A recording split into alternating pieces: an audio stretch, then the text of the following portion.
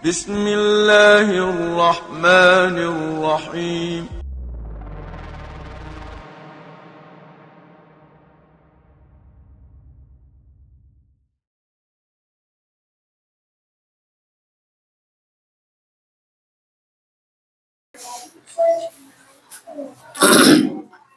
Bismillahirrahmanirrahim. Assalamualaikum warahmatullahi wabarakatuh.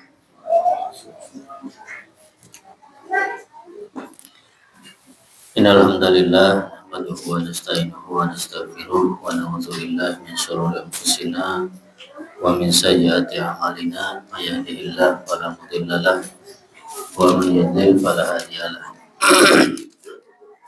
Wa asyhadu an la ilaha illallah wahdahu la syarika lah wa asyhadu anna Muhammadan abduhu wa rasuluh.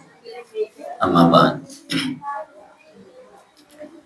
Fa inna asdaqal hadisi kitabullah wa khairul hadi hadi Muhammadin sallallahu alaihi wasallam wa syarrul umuri muhdatsatuha wa kullu muhdatsatin bid'ah wa kullu bid'atin dhalalah wa kullu dhalalatin finnar.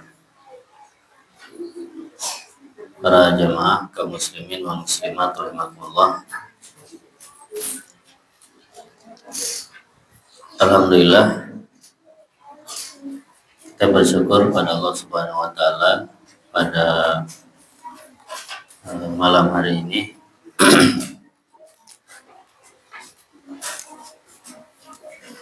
dipertemukan kembali oleh Allah Subhanahu wa taala di majelis ini untuk melanjutkan kajian rutin sebulan sekali, membahas kitab Tawdihul Ahkam, syarah kitab Bulughul Maram. Salawat dan salam mudah-mudahan tercurah pada Nabi kita Nabi Muhammad SAW serta keluarga dan para sahabatnya. Baik, kita lanjutkan. Kita sudah menyelesaikan pembahasan tentang babul aniyah, bab tentang bejana-bejana. Sudah selesai ya. Berarti sekarang masuk bab yang berikutnya, yaitu bab izalatun najasah wa bayanatuha.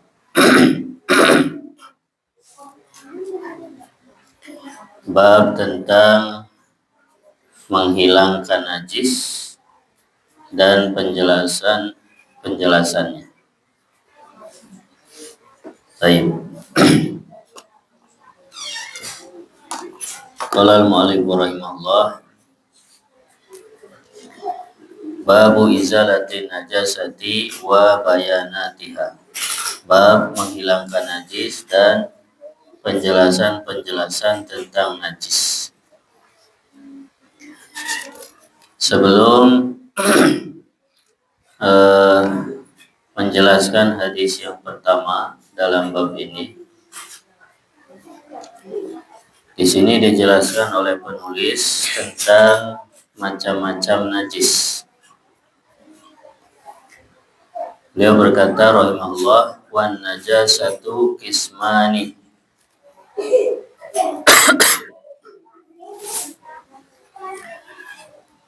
Dan najis itu ada dua bagian. Najis ada dua bagian. Ahaduhuma al-hukmiyah. Yang pertama najis secara hukum. Asani ainiyah. Yang kedua yaitu najis secara zat. Yang pertama najis secara hukum.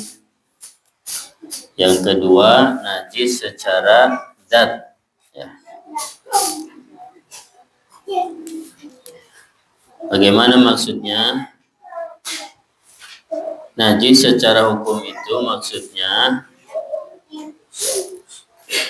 Misalnya meja ini, ya. Hukum asalnya meja ini najis atau tidak? Tidak, dia suci ya. Hukum asal sesuatu itu suci. Tapi bisa jadi najis tidak? Bisa ya. Kalau misalkan ada anak kecil tiba-tiba kencing di meja ini, maka meja ini secara hukum menjadi najis. Nah, itu namanya hukmiyah. Najis secara hukum. Ya, jadi najis secara hukum itu najis yang muncul, ya, yang datang, ya, kepada sesuatu tempat yang asalnya dia bukan najis, ya. Kemudian dia menjadi najis karena sesuatu yang datang itu. Contohnya tadi meja ini asalnya bukan najis, ya, karena ini kayu. Hukum asalnya dia suci. Tapi dia bisa berubah menjadi najis karena ada najis yang jatuh ke situ. Nah, ini najis secara hukum. Itu yang pertama. Nah, cara membersihkannya yakfi fi tathhiriha ijra'ul ma'i ala jami'i mawaridiha ba'da izalati ainiha anil mahallit tahir. Cara menghilangkan najis yang seperti ini cukup dengan membersihkannya dengan menuangkan air, ya, kepada tempat yang terkena najis tersebut setelah zat najisnya dihilangkan, ya. Itu cara membersihkannya. Misalnya ada jatuhlah kotoran ke sini, yang najis misalkan kotoran cicak jatuh ke sini. Cara menghilangkannya atau cara membersihkannya berarti zat najisnya kita buang, ya, kotoran cicaknya kita buang. Habis itu tempatnya kita siram dengan air sampai bersih. Maka tempat ini menjadi suci kembali. Itu caranya. Adapun yang kedua yaitu najis yang ainiyah. Najis yang memang secara zatnya dia najis. Fahadihi la tutahharu bihalin. Nah, najis yang jenis ini dia tidak bisa disucikan, ya. Jadi najis yang zatnya itu nggak bisa disucikan. Contohnya tadi kotoran cicak itu kan najis ainiyah, kotoran cicaknya itu. Bisa nggak kotoran cicak ini menjadi tidak najis? Ya nggak bisa. Dia emang udah najis secara zatnya, ya. Berbeda dengan mejanya tadi. Meja yang kena najis bisa dibersihkan tidak? Bisa, ya, jadi suci. Tapi kalau kotoran cicaknya bisa disucikan tidak? Tidak bisa, karena dia najis secara zat, ya. Nah, itu dua jenis najis, ya. Baik.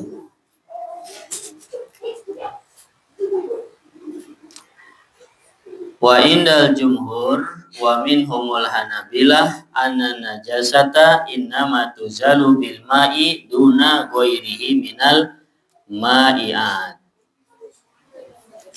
Menurut pendapat jumhur, jumhur itu mayoritas, ya, jumhur itu mayoritas. Tapi mayoritas itu bukan jaminan itu pendapat yang benar, belum tentu. Kadang ada pendapat satu orang tapi itu pendapat yang benar, ya, bisa jadi. Menurut pendapat jumhur atau mayoritas ulama, diantaranya adalah mazhab Hanabilah. Hanabilah itu mazhab Imam Ahmad.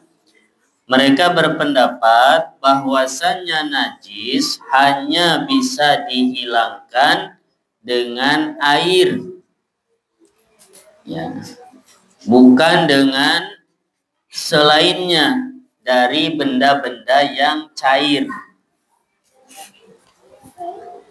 Ya, jadi ini pendapat jumhur. Najis itu hanya bisa dihilangkan atau disucikan bilma dengan air. Tidak bisa dihilangkan dengan benda cair lainnya. Benda cair lain misalnya Pak, selain air. Minyak gitu ya. Bensin, oli, gitu. Nggak bisa. Ya. Hanya bisa dengan air. Ya, dan itu sudah umum. Ya, kalau ngilangin najis orang biasanya pakai air. Ya. Nggak ada yang misalkan pakai oli gitu ya. Baik. Wa madhabu Abi Hanifata, ya, wa riwayatun an Ahmad annaha tuzalu bi kulli ma'in tahirin muzilin lil aini wal asar. Yang kedua, madhab Imam Abu Hanifah dan riwayat dari Imam Ahmad bahwasannya najis bisa dihilangkan dengan segala, ya, atau dengan semua zat cair yang suci dan bisa menghilangkan zat najis dan bekasnya. Ini madhab Abi Hanifah dan riwayat dari Imam Ahmad. Ya, ini berbeda dengan pendapat mayoritas ulama. Kalau mayoritas ulama hanya bisa dengan apa? Air. Kalau madhab Imam Abu Hanifah dengan apa aja yang bisa menghilangkan zat najis dan juga bekasnya. Baik.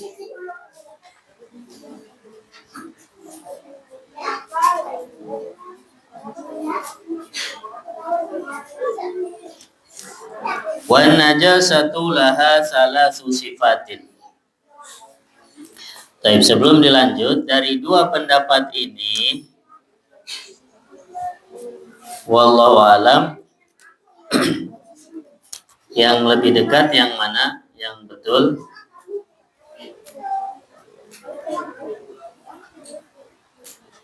Yang kedua, ya, sepertinya ini lebih dekat kepada as-shawab, yang benar. Karena ya, menghilangkan najis ya berdasarkan dalil-dalil najis yang bukan najis yang besar ya. Najis yang sedang atau yang kecil bisa dengan apa saja. Yang penting zatnya atau bekasnya hilang. Misal tadi ada kotoran cicak di sini. Antum buang zatnya pakai tisu. Ya, habis itu kalau zatnya sudah nggak ada, udah nggak kelihatan, terus bekasnya juga nggak ada, baunya, terus warnanya, rasanya mungkin sudah nggak ada, ya berarti udah bersih gitu. Walaupun dengan tisu, ya, atau dengan sabun misalkan, air pakai sabun disemprot, itu ya, wallahu a'lam. Misalnya dalilnya nanti juga akan dibahas di sini. Dalam hadis Nabi bersabda, yutahhiruha ma ba'daha. Ya, jadi ketika orang ke masjid pakai sandal, kemudian dia sholat pakai sandal, hendaknya dia melihat atau memperhatikan sandalnya ada najis atau tidak. Kalau di sandal itu ada najis, kata Nabi, yutahhiruha ma ba'daha. Najis yang ada di sandal itu bisa disucikan dengan yang setelahnya. Dengan yang setelahnya itu berarti misalkan kita melangkah, nginjek najis kan, terus melangkah lagi, nah, berarti kegesek-gesek pasir kan, kegesek-gesek tanah. Bisa jadi najis itu hilang dengan injakan-injakan atau langkah-langkah yang berikutnya. Nah, hilangnya najis yang ada di sandal dengan apa? Dengan tanah kan, bukan pakai air. Ya. Jadi itu sudah suci lagi sandalnya. Nah, ini dalil bahwa menghilangkan najis itu bisa dengan apa saja. Wallahu a'lam. Baik. Kemudian najis memiliki 3 sifat. Ya, ta'mun wa rihun wa launun. Ya. 3 sifat najis yaitu rasa, kemudian aroma, ya, rih, kemudian warna. Itu. Ada rasa, ada aroma, ada warna. Jadi kalau antum misalkan membersihkan spray yang kena ompol bayi, ya, bayi kita.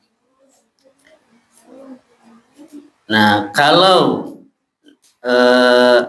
bekas-bekasnya atau sifat-sifat najisnya sudah nggak ada, rasanya udah nggak ada gitu.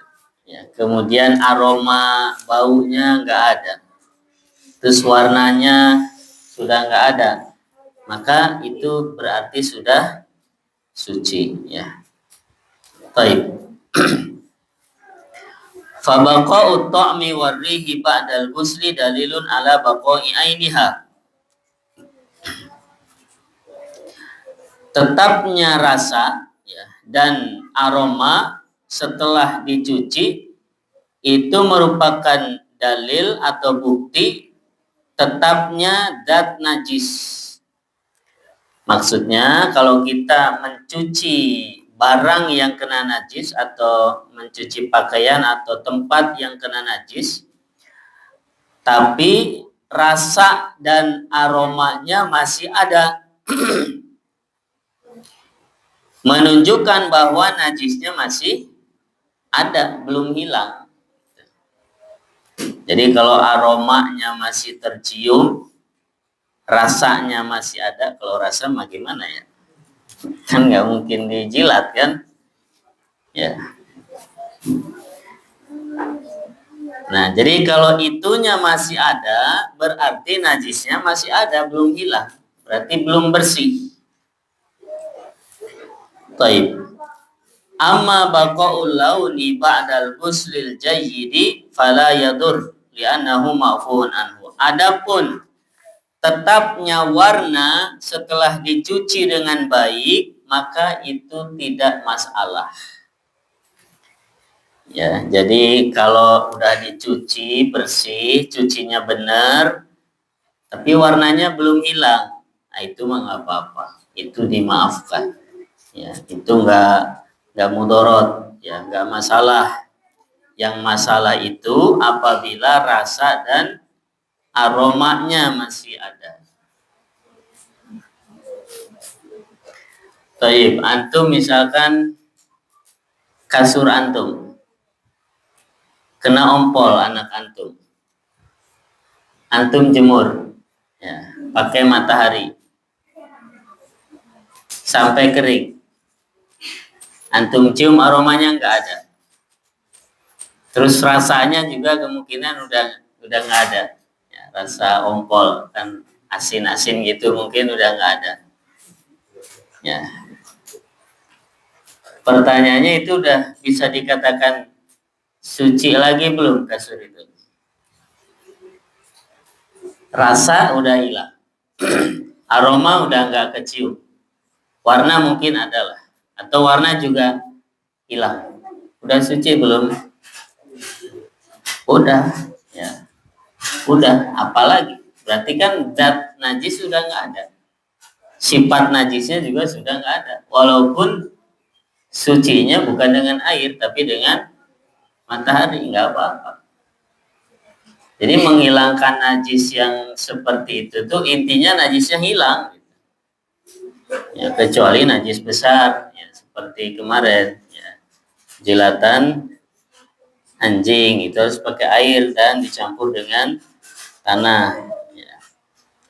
Tapi najis-najis yang sedang itu yang penting najisnya hilang. Mau dengan air, mau dengan matahari, mau dengan tanah, yang penting hilang. Allah Allah. Baik.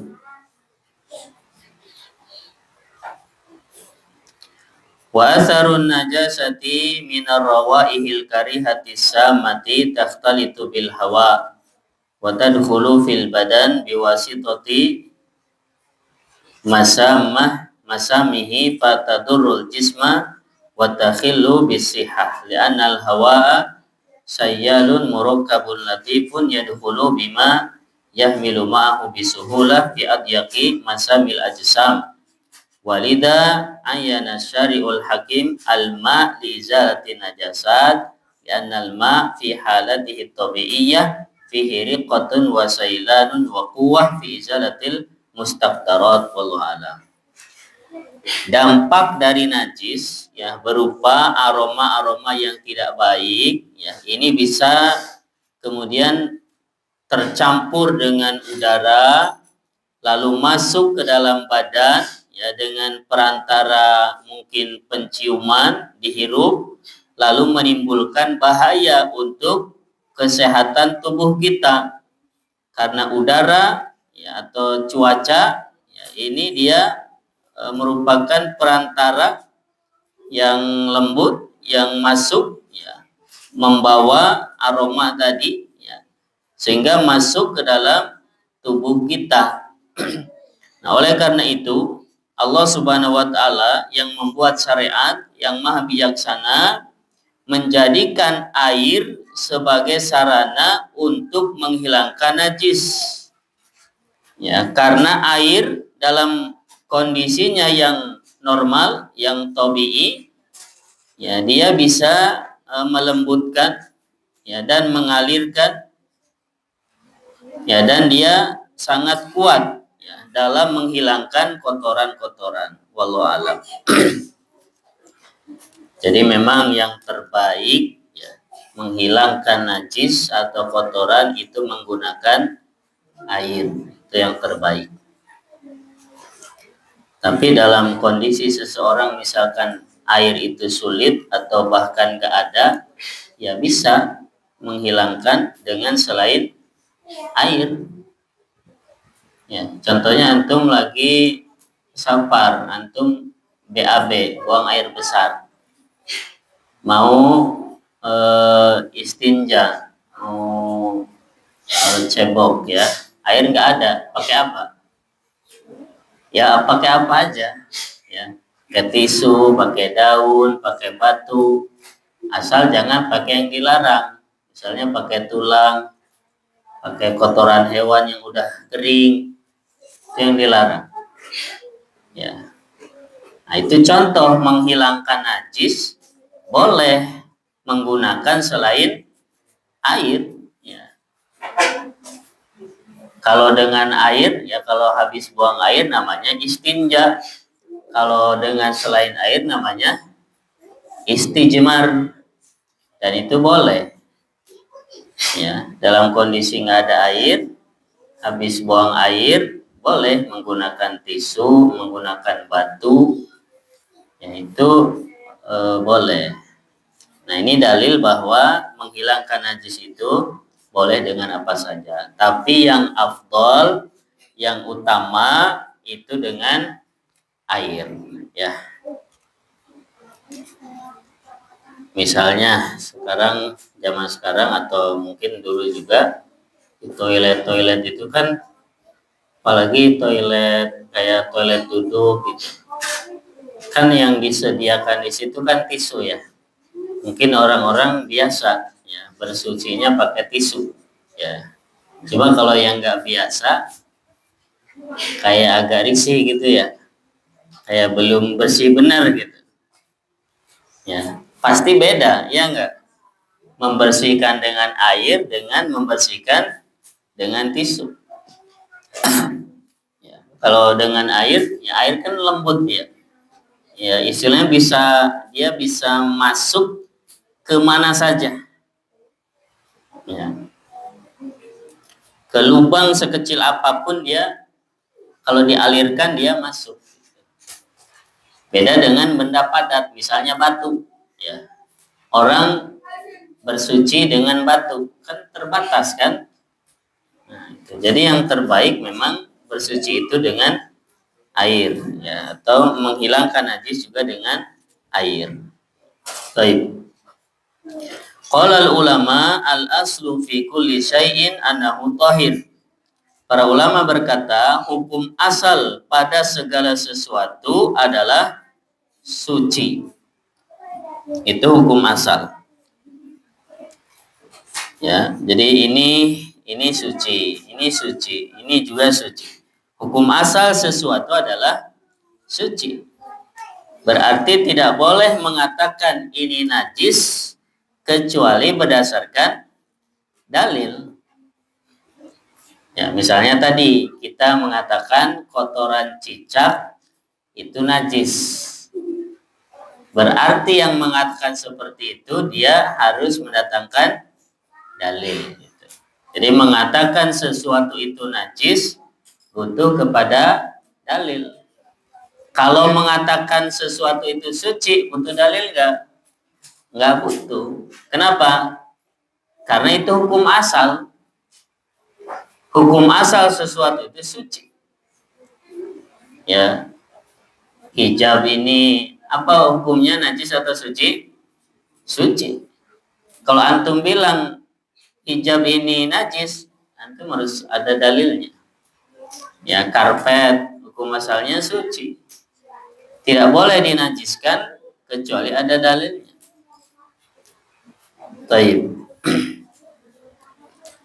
Li'anna al-qawla binajasatihi yastalzimu ta'abudul ibadi bihukmin minal ahkam wal aslu adamu dhalik. Ya, karena mengatakan sesuatu itu najis, ini konsekuensinya mengharuskan seseorang atau seseorang ya beribadah dengan satu hukum ya, dari hukum-hukum yang Allah turunkan, dan hukum asalnya tidak ada hukumnya.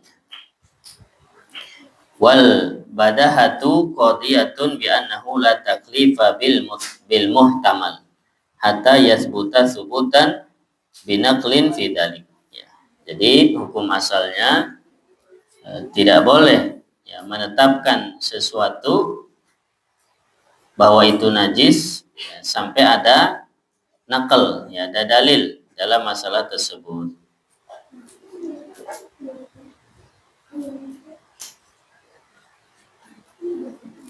Walaisa man asbatal ahkamal mansubata ila syar'i biduni dalilin bi aqalla isman mimman abtala ma qad sabata daliluhu minal ahkam. Tidaklah orang yang menetapkan hukum yang dinisbahkan kepada syariat tanpa dalil lebih kecil atau lebih sedikit dosanya daripada orang yang membatalkan yang sudah tetap dalilnya dari hukum. Ya, jadi dua-duanya sama dosanya. Misalnya orang mengatakan ini bukan najis, padahal itu najis. Atau sebaliknya, ini najis, padahal bukan. Nah, dua-duanya yang mengatakan itu sama dosanya. Yang mengatakan bukan najis, padahal dalilnya itu najis, dosa. Yang mengatakan sebaliknya juga dosa. Ya, sama. Jadi semuanya harus berdasarkan dalil, nggak boleh ngarang-ngarang. Ya. Misalnya yang suka dikatakan najis padahal bukan apa? Ya, orang bilang ini najis. Ya, misalkan kotoran ayam gitu ya. kotoran ayam. Mungkin orang pahamnya itu najis atau bukan? Najis gitu ya. Ya, padahal tidak ada dalil yang mengatakan kotoran ayam itu najis. Ya, jadi mengatakan kotoran ayam itu najis padahal tidak ada dalil, nah itu berdosa. Ya, begitu juga sebaliknya yang mengatakan bukan najis, ya kalau tidak ada dalilnya itu juga berdosa. Jadi mengatakan ini najis, ini bukan najis itu harus berdasarkan ilmu. Tapi ini mukadimah berkaitan dengan najis. Sekarang kita masuk ke hadis yang pertama dalam bab izalatun najasah.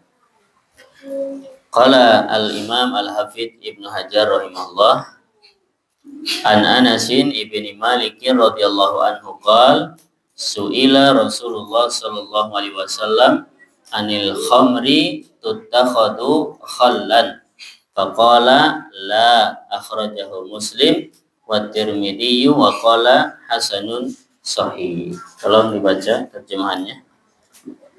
Dari Anas bin Malik radhiyallahu anhu, dia berkata Rasulullah sallallahu alaihi wasallam ditanya tentang khamar yang dijadikan cuka. Rasulullah sallallahu menjawab, tidak. Ada riwayat Muslim dan Tirmidzi. Tirmidzi berkata hadis ini hasan sahih. Baik, barakallahu fiik. Ya, jadi di sini Nabi ditanya tentang khamar. Khamar yang dijadikan atau dibikin khallan, cuka ya tadi. Khamar lalu dibikin atau dijadikan cuka. Maka Nabi mengatakan la, tidak boleh.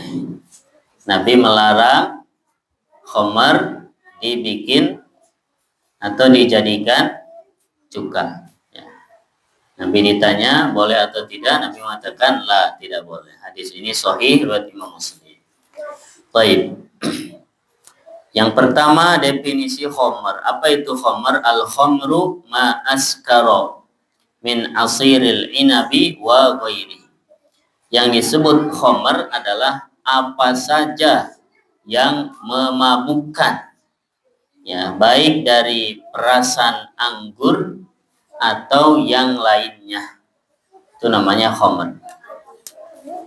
Jadi khamar itu segala apa saja yang memabukkan, itu namanya khamar. Nah, yang memabukkan disebut khamar karena ya khamar itu dari kata ya khamar artinya itu menutup.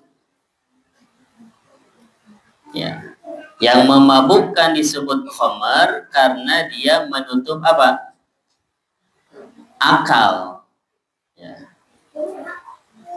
Jadi minuman atau obat-obatan yang memabukkan diminum orang jadi mabuk, itu akalnya hilang atau tertutup sehingga dia bicara, ngelantur, melakukan sesuatu yang dia tidak atau di luar kesadarannya, itu namanya khamar.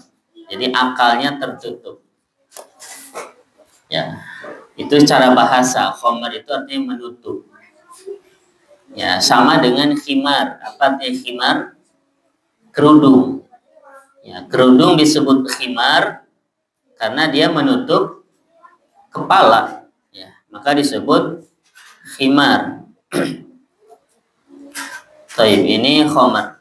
Jadi khamar itu apa saja yang memabukkan, baik dari inab, dari anggur atau yang lainnya. Ya. Baik yang berupa diminum, ya, cair atau yang padat, yang pil-pil. Ya. Kalau itu memabukkan, ya, maka itu disebut khamar. Ya. Jadi istilahnya khamar. Taib. Kemudian khallan, ya, bi fathil kha wa tasdidil lam. Al khal, ya, dengan fathah pada huruf kha dan tasdid pada huruf lam. Ya, itu cuka, ya, tadi sudah diterjemahkan. Artinya cuka. Tapi faidah-faidahnya sekilas kalau kita lihat hadis ini yang dibawakan oleh Imam Ibnu Hajar, ya, mana kaitannya hadis ini dengan bab yang sedang kita bahas, yaitu najis? Ya, belum kelihatan ya kalau secara zahir, ya, tapi nanti dijelaskan. Yaitu tentang khamar. Ya, khamar itu najis, ya, menurut sebagian ulama. Walaupun pendalilannya di hadis ini tidak kuat, ya. Karena dalilnya di sini ketika Nabi ditanya khamar dijadikan cuka boleh atau tidak, Nabi mengatakan tidak. Nah, jadi hadis ini hanya menunjukkan larangan khamar dijadikan cuka, itu tidak ada kaitannya, atau hadis ini tidak secara jelas menunjukkan bahwa khamar itu najis. Nah, pembahasannya di situ. Taib, faidah-faidahnya yang pertama, al-khamru muharramatun. Faidah yang pertama, khamar hukumnya haram. Ya, khamar hukumnya haram. Ya, tentang keharaman khamar ini termasuk perkara yang maklum bidarurah, diketahui secara darurat. Artinya orang Islam seawam apapun keislamannya, insya Allah dia tahu bahwa khamar itu hukumnya haram. Ya, dan pengharaman khamar itu berdasarkan nas, ya, dalam Al-Quran jelas. Innamal khamru wal maisiru wal ansabu wal azlamu rijsun min amali syaitan fajtanibu. Itu diantara dalilnya. Kemudian kalau kita mempelajari ayat-ayat tentang pengharaman khamar. Pengharaman khamar itu secara bertahap. Jadi khamar itu tidak diharamkan langsung, tapi bertahap.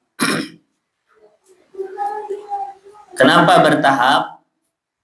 Karena pada saat itu orang-orang jahiliyah sudah kecanduan, istilahnya, ya, mudminul khamar, pecandu khamar. Jadi khamar itu sudah minuman wajib bagi mereka, udah kecanduan, ya. Kayak kita mungkin apa kecanduan apa? Kopi, ya. Ada yang kecanduan, ada yang biasa aja. Orang kan kalau kecanduan terus dilarang bisa nggak? Nggak bisa, ya. Ada proses gitu. Makanya kadang nih ada anak levelnya udah kecanduan HP. Orang tua yang nggak paham, yang nggak paham cara mengatasinya, kadang langsung diambil HP-nya. Akibatnya apa? Ya, namanya kecanduan, terus tiba-tiba diambil seketika, bukannya teratasi, malah tambah rusak gitu. Nah, itu salah penanganan. Ya, contohnya di sini khamar. Makanya Aisyah radhiyallahu anha mengatakan seandainya khamar diharamkan pada saat itu, maka tidak akan pernah ditinggalkan. Kenapa? Karena kecanduan. Nah, maka diharamkannya bertahap. yas'alunaka 'anil khamri wal maisir qul fihima itsmun kabir wa manafi'u linnas. Mereka bertanya tentang khamar dan judi. Katakan wahai Muhammad, pada keduanya ada dosa, ya, dan ada juga manfaat. Itu tahapan pertama dijelaskan. Manfaatnya apa? Memang ada manfaatnya. Hal-hal yang buruk apapun, manfaatnya pasti ada. Jadi adanya manfaat pada sesuatu tidak menunjukkan bahwa itu tuh tidak haram gitu. Kadang orang berdalil kan rokok juga ada manfaatnya gitu. Betul, tapi ada manfaat pada sesuatu tidak menunjukkan bahwa itu boleh. Dilihat mana yang besar, mudorot atau manfaat. Kalau yang lebih besar mudorotnya, walaupun di situ ada manfaatnya, bisa jadi hukumnya haram. Contohnya khamar, ya, dalam ayat tadi, qul fihima itsmun kabiru wa manafi'u linnas wa itsmuhuma akbaru min nafihima. Pada khamar dan judi itu ada dosa dan juga ada manfaat, tetapi dosanya lebih besar daripada manfaatnya. Diedukasi dulu, ya.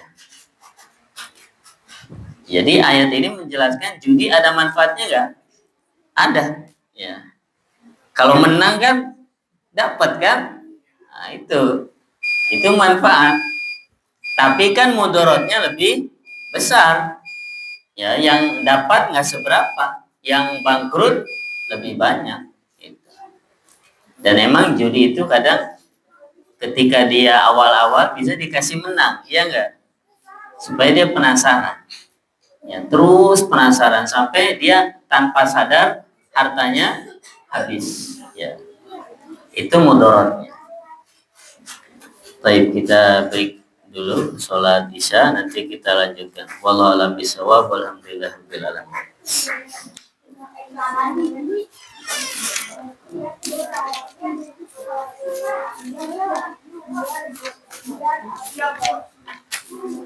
Bismillahirrahmanirrahim. Alhamdulillah wassalatu wassalamu ala Rasulillah wa ala alihi wa sahbihi wa mawalah wa ba'd. Para jamaah rahimahullah, kita lanjutkan hadis Anas bin Malik radhiyallahu an. Beliau berkata, Rasulullah ditanya tentang khamar yang dijadikan cuka. Maka Rasulullah bersabda, la, tidak boleh. Khamar tadi sudah kita jelaskan, sesuatu yang memabukkan. Para ulama menjelaskan khamar yang dijadikan cuka itu ada dua, ya. Ada yang dengan campur tangan manusia, ada yang berubah dengan sendirinya.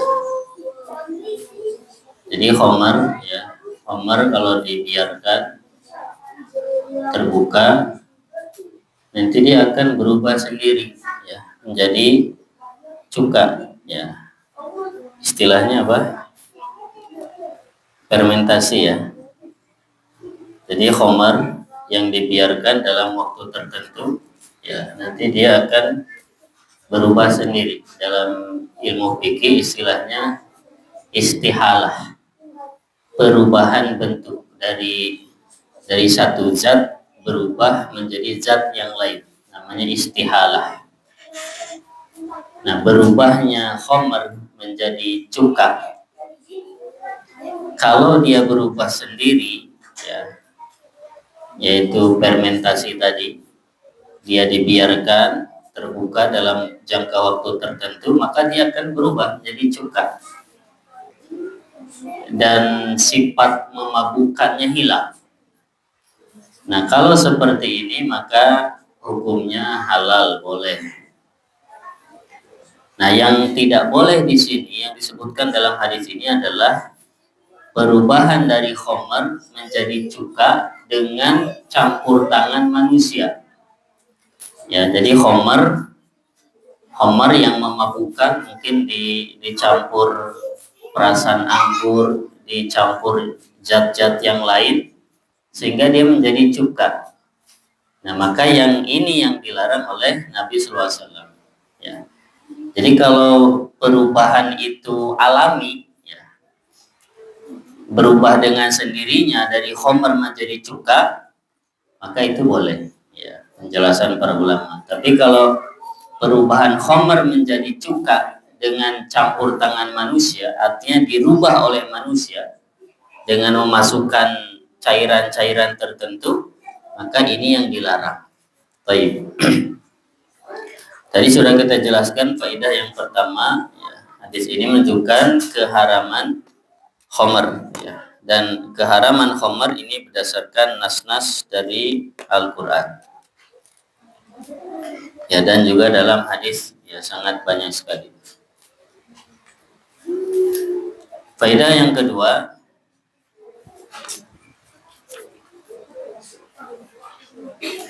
idza khullilat fa innaha la tubahu bit takhlil bal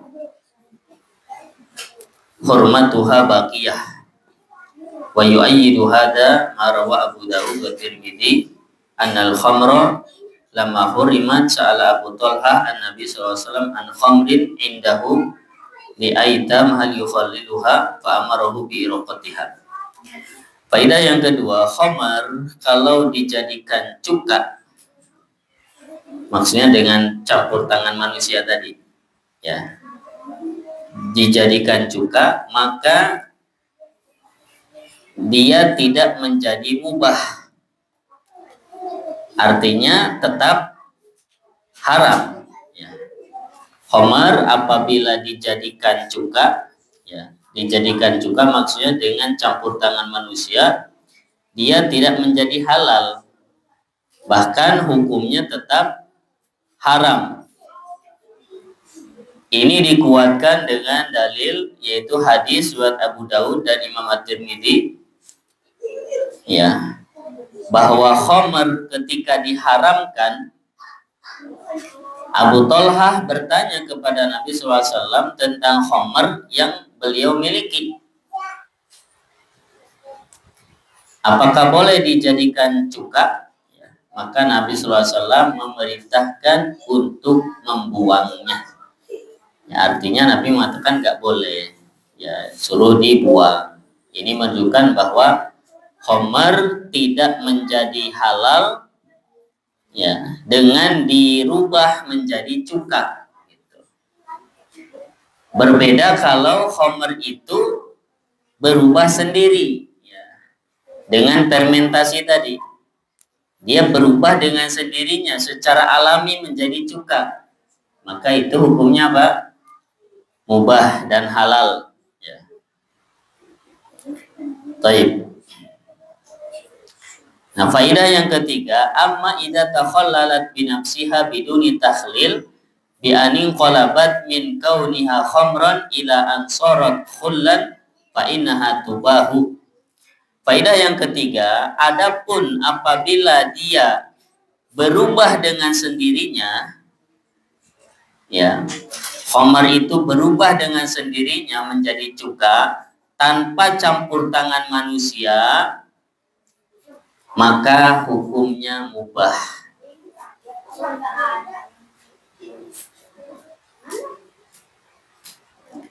Ya, hukumnya mubah. Karena sifat memabukkannya sudah hilang, ya, sifat memabukkannya sudah hilang. Karena yang haram itu apa?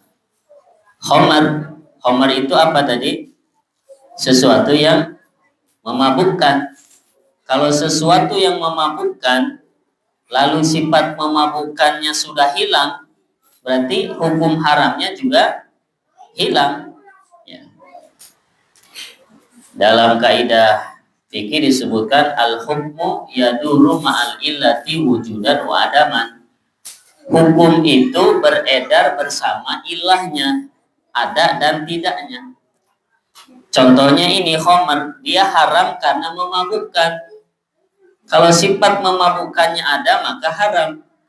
Kalau sifat memabukkannya hilang berarti tidak haram. Jadi hukum itu bergantung kepada ilahnya, alasannya.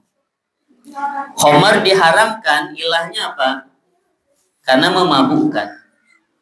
Ketika sifat memabukkannya hilang, maka dia tidak lagi menjadi haram, tapi menjadi halal atau mubah. Ini faidah yang ketiga. Jadi kalau khamr itu berubah secara alami dengan sendirinya, berubah dari khamr menjadi cuka, maka dia mubah. Faidah yang keempat, al-haditsu yadullu ala najasatil khamri. Hadis ini menunjukkan atas najisnya khamr.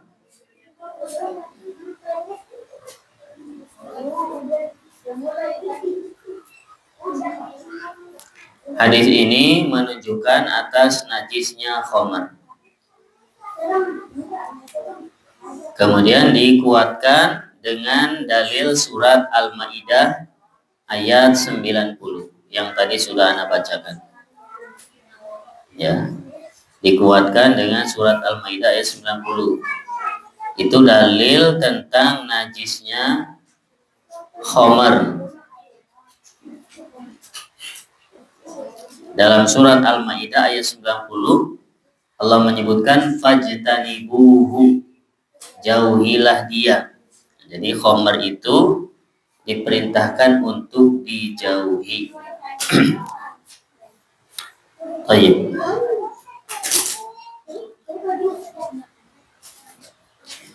Faidah yang kelima, amma sun'aniyu fayaqulu fi subulis salam al-haqqu anna al-asla fil a'yani at-taharah wa tahrim la yalzamu najasah. Faidah yang kelima, di sini al-mu'allif membawakan perkataan Imam As-Sun'ani. Adapun Imam As-Sun'ani dalam kitab Subulus Salam, beliau mengatakan yang benar bahwa hukum asal sesuatu itu adalah suci. Imam As-Sun'ani rahimahullah dalam kitab Subulus Salam mengatakan yang benar adalah hukum asal sesuatu adalah suci, dan bahwa pengharaman tidak menunjukkan penajisan. Ya, ini penting. Bahwa pengharaman tidak menunjukkan penajisan. Ini perkataan Imam As-Sun'ani. Jadi sesuatu itu haram tidak otomatis itu berarti najis. Khamr haram tidak? Haram. Ya. Apakah pengharaman khamr ini otomatis khamr itu najis? Tidak. Nah, mengatakan khamr itu najis butuh dalil yang lain. Tidak cukup dalilnya itu karena khamr haram berarti khamr najis. Karena mengatakan najis itu butuh dalil.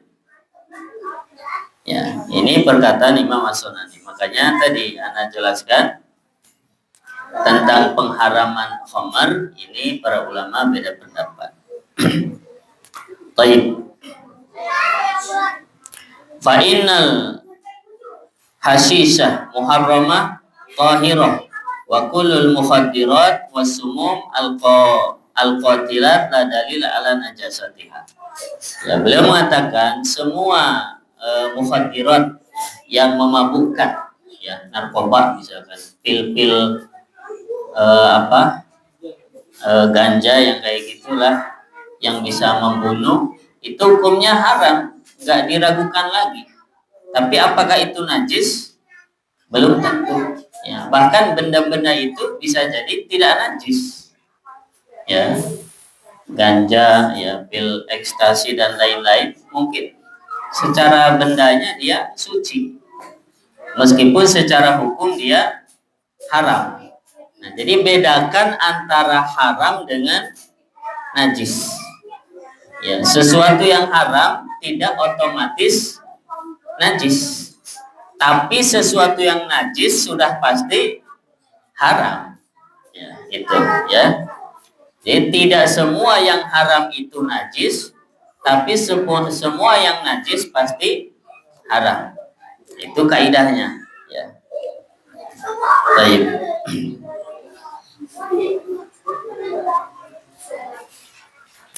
Jadi setiap najis itu haram, tapi tidak sebaliknya.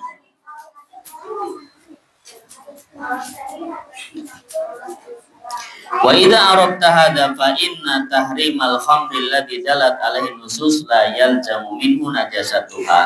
Nah, kalau kamu mengetahui kaidah ini, maka pengharaman khamr itu tidak otomatis menunjukkan najisnya khamr. Balla budda min dalilin akhar. Ya, bahkan harus ada dalil yang lainnya. Wa illa baqaina 'alal asal al-muttafaq alaihi min at-taharah. Kalau tidak ada dalil, maka kita tetap di atas hukum asal, yaitu apa? Suci. Famanidda khilafahu fadalilu alaihi. Siapa yang mengaku kebalikannya atau mengatakan khamr itu najis, maka dia dituntut untuk membawakan dalil. Ya.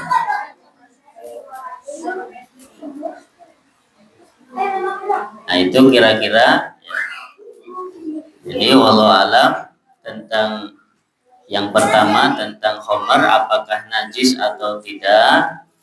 Ini sementara para ulama beda pendapat. Mungkin di pertemuan berikutnya kita akan coba tahqiq atau tarjih dari dua pendapat ini yang mana yang lebih kuat. Ya, wallahu a'lam bishawab. Kita cukup dulu sampai di sini. Nanti pertemuan berikutnya hadis yang kedua. Ya. Hadis yang kedua ini tentang larangan dari daging umur keledai. Wallahu a'lam bishawab. Alhamdulillahirabbil alamin.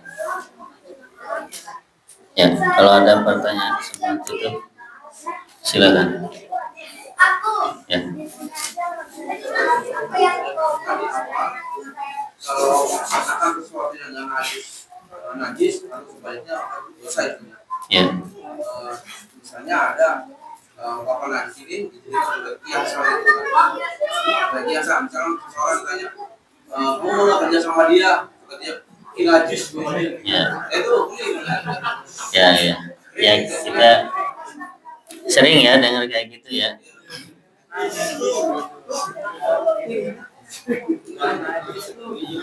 Ya, jadi memang kita harus hati-hati ya mengatakan sesuatu itu najis. Karena konsekuensi dari sesuatu itu najis, ya berarti dia najis gitu. Kalau memang dia najis ya berarti betul.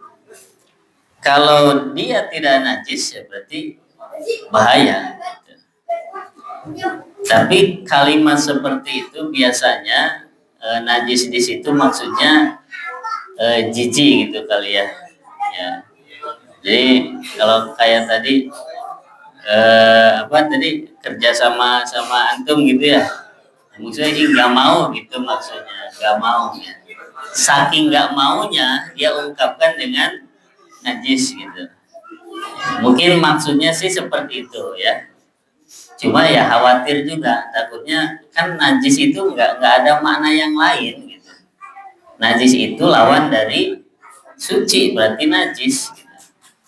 Walaupun kita paham maksudnya itu ya kita nggak mau ya, kerja sama kamu gitu. Ya najis gitu, jijik. Gitu. Itu maksudnya. Cuma ya kalimat-kalimat seperti itu baiknya emang dihindari. Ya kalau kita nggak mau ya udah bilang nggak mau gitu aja. Ya, wallahu a'lam. Nah, ya. Ada pertanyaan dari ibu-ibu. Abang Ustaz mau tanya, apabila ada air pipis di kasur, kemudian kasur dijemur di matahari dan kering, tapi kadang-kadang masih menimbulkan sedikit bau, apakah sudah suci? Untuk warnanya tidak kelihatan karena misalnya kasurnya warna gelap. Ya, tadi yang masih ada aromanya ya. Ya. Kalau ada aromanya berarti masih suci apa masih najis atau udah suci? Masih najis, ya. Kalau warnanya ada suci atau najis? Suci, ya. Jadi kalau warna nggak terlalu masalah. Warnanya masih kelihatan, nggak masalah. Tapi kalau aromanya masih tercium, aroma najis, berarti itu masih najis, harus dicuci ulang, dicuci lagi. Nah, ya, Jadi kan jelasnya setiap najis itu haram. ya. Terus kotoran masih haram berarti. Kotoran apa dulu? Kalau kotoran yang najis, ya haram. Kan sekarang lebih banyak kayak ini nih, kayak kopi luwak. Kopi luwak. Kopi dan di kopi itu keluar lagi barang kotorannya. Ya, Itu hukumnya gimana? itu kopi berarti kan? Ya, Kopi jadi kotoran luwak. Nah, bisa kotoran luwak. ya, ya. Tapi yang pertama itu kopi kan, biji kopi kan, terus dimasukin ke luwak gitu, ditelan luwak, terus keluar dari tempat kotoran luwak. Ya. Sekarang luwak, ya, kotorannya najis nggak? Kotoran luwak. Rumusnya kan hewan yang dagingnya haram dikonsumsi maka kotorannya najis. Hewan yang halal dikonsumsi dagingnya, kotorannya tidak najis. Nah, sekarang luwak dagingnya halal atau haram? Haram ya. Ya sejenis apa luwak itu? Musang ya. Berarti kemungkinan besar dia dagingnya haram. Karena haram berarti kotorannya najis. Tapi kemungkinan ya kopi kayak begitu itu sudah melalui istihalah. Istihalah itu tadi proses yang merubah. Jadi dari sesuatu yang najis diproses sampai najisnya itu hilang. Nah, maka ini hukumnya halal. Seperti obat misalkan atau vaksin. Kadang obat atau vaksin itu ada unsur dari sesuatu yang najis, dari daging babi misalkan atau kulitnya atau minyaknya, ya kan? Tapi kan itu melalui istihalah, proses antara yang najis dengan yang suci, yang halal dengan yang haram dicampur, kemudian diolah, digiling dan sebagainya, sehingga benda yang najisnya itu sudah berubah bentuk, ya, menjadi bentuk yang lainnya. Nah, maka yang seperti itu hukumnya halal, ya, karena dia sudah berubah bentuk, kemudian sudah melalui proses namanya istihalah, ya, sehingga para ulama mengatakan halal. Ya, jadi untuk kopi luwak tadi, walau alam, insya Allah halal. Ya, makanya di bungkusnya ada halalnya nggak? Kemungkinannya ada ya. Walaupun kita nggak tahu itu apa halal betul atau gimana ya. Tapi secara hukum fikih itu kemungkinan sudah melalui proses, ya, sehingga sudah berubah bentuk. Kecuali antum nih kotoran luwak dimakan, nah itu jelas haram. Tapi kalau kotoran luwak dicampur dengan misalkan kotorannya cuma 10%, kopinya 90%, dicampur, diproses, berubah menjadi kopi luwak, ya, itu kan udah beda, udah berubah bentuk. Nah, maka hukumnya halal. Wallahu a'lam. Baik, cukup ya. Ada. Ya. Muntah itu masuk najis ya? Muntah manusia. Kucing juga suka muntah gitu, kayak gitu Ya. Walau alam, yang ana tahu ya, setahu ana tidak ada dalil yang menunjukkan muntah itu najis ya, setahu ana ya. Walau alam ana agak lupa, tapi yang ana ingat itu. Jadi dia tidak najis. Kalau kotor iya, tapi kalau najis seingat ana itu tidak ada dalil ya. Berarti dia bukan najis ya, walau alam ya. Nanti kalau salah bisa dikoreksi. Baik, kita cukupkan dulu. Mudah-mudahan bermanfaat. Insyaallah kita lanjutkan di pertemuan berikutnya. Subhanakallahumma bihamdika asyhadu an la ilaha illa anta astaghfiruka wa atubu ilaik. Assalamualaikum warahmatullahi wabarakatuh. Waalaikumsalam.